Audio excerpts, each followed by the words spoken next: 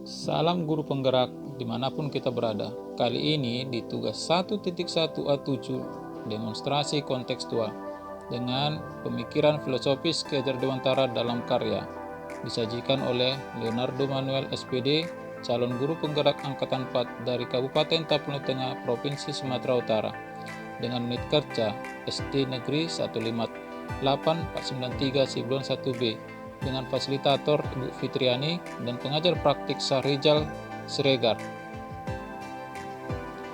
Profil singkat Ki Hajar Dewantara. Raden Mas Suwardi Suryaningrat atau yang lebih dikenal dengan Ki Hajar Dewantara adalah pendiri perguruan Taman Siswa, suatu lembaga pendidikan yang memberikan kesempatan bagi para pribumi jelata untuk bisa memperoleh hak pendidikan seperti halnya para priai maupun orang-orang Belanda. Oleh karena itu, beliau disebut sebagai Bapak Pendidikan Nasional. Ki Hajar Dewantara lahir di Yogyakarta pada tanggal 2 Mei 1889 dengan nama Raden Mas Suwardi Suryaningrat. Ki Hajar Dewantara dibesarkan di lingkungan keluarga keraton Yogyakarta. Ki Hajar Dewantara menamatkan sekolah dasar di ELS atau Sekolah Dasar Belanda dan kemudian melanjutkan sekolahnya ke Stovia, Sekolah Dokter Bumi Putra. Namun, beliau lantaran sakit, sekolahnya tersebut tidak bisa diselesaikan. Ki Hajar Dewantara kemudian bekerja sebagai wartawan di beberapa surat kabar, antara lain Sudiotomo, Midden Java, The Express, Utusan Hindia, Kaum Muda, Cahaya Timur, dan Pusara. Pada masanya, Ki Hajar Dewantara dikenal penulis yang handal. Tulisan-tulisannya sangat komunikatif, tajam, dan patriotik, sehingga mampu membangkitkan semangat anti-kolonial bagi para pembacanya. Kiprahnya dalam memajukan pendidikan anak bangsa membuat hari lahirnya dijadikan Hari Pendidikan Nasional.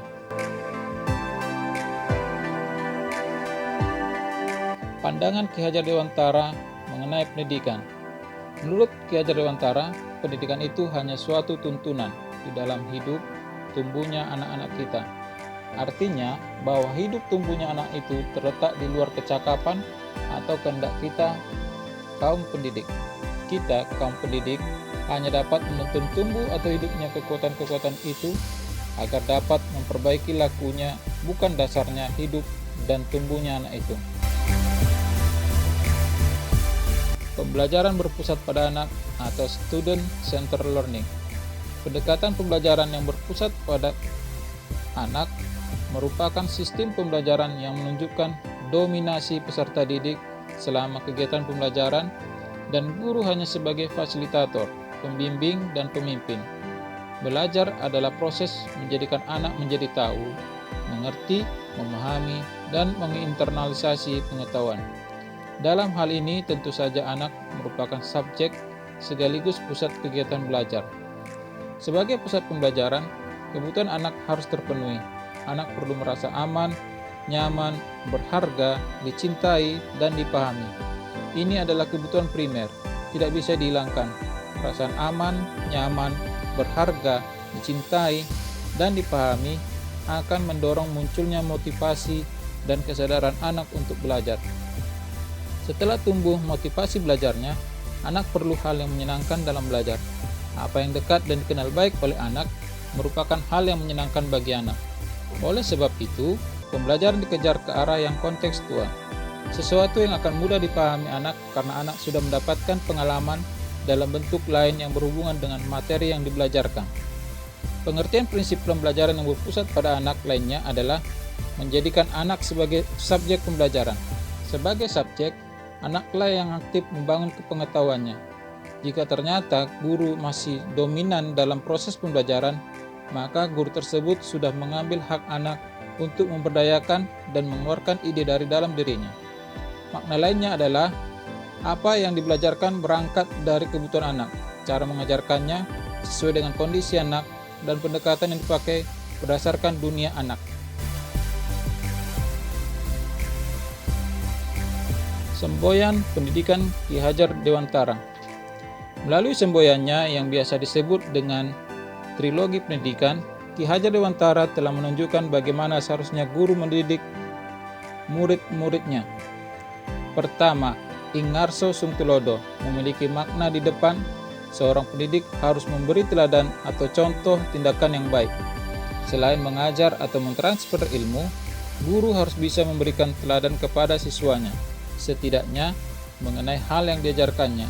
Bagaimana kita melarang muridnya yang merokok di sekolah, sementara kita guru juga merokok di dalam kelas, bahkan menyuruh muridnya membeli rokok ke warung.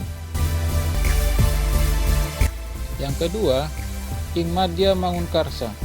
Guru harus menciptakan prakarsa, ide dan semangat.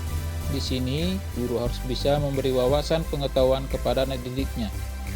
Harus dicermati bahwa mereka harus bisa memberi wawasan, bukan hanya memberi ulang atau membaca ulang apa yang sudah tertera di dalam buku yang dipegang oleh siswa, atau malah hanya memberi soal-soal saja dan siswa diminta mengerjakannya.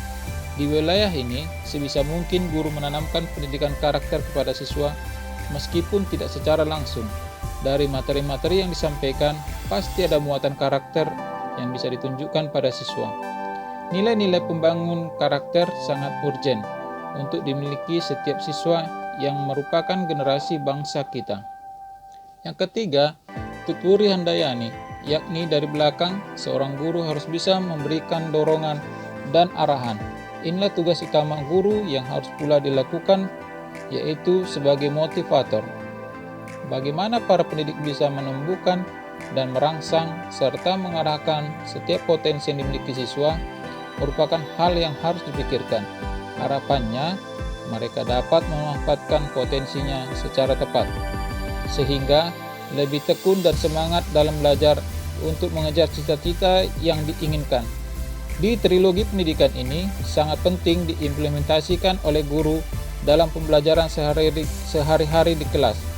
Sekarang sudah bukan saatnya lagi guru mengajar hanya sekedar menuntaskan tuntutan kurikulum saja. Mereka harus memiliki idealisme untuk mengajar dan mendidik siswa. Hakikat dari mengajar harus benar-benar diterapkan. Melalui mereka lah generasi bangsa kita berproses. Setiap proses itu semestinya berjalan sebaik-baiknya agar menghasilkan produk pendidikan yang benar-benar unggul. Bukan yang secara intelektual unggul, namun moralitasnya hancur. Ingat Bapak Ibu Guru, dosa terbesar dalam hidup kita, jika kita salah mengajarkan dan mendidik anak didik, maka satu generasi akan hancur. Untuk itu, ayo Bapak Ibu Guru, tetap semangat. Guru adalah kunci kebahagiaan anak. Murid berkarakter, guru berkualitas, pendidikan unggul, pasti Indonesia maju. Salam dan bahagia. Sekian dan terima kasih.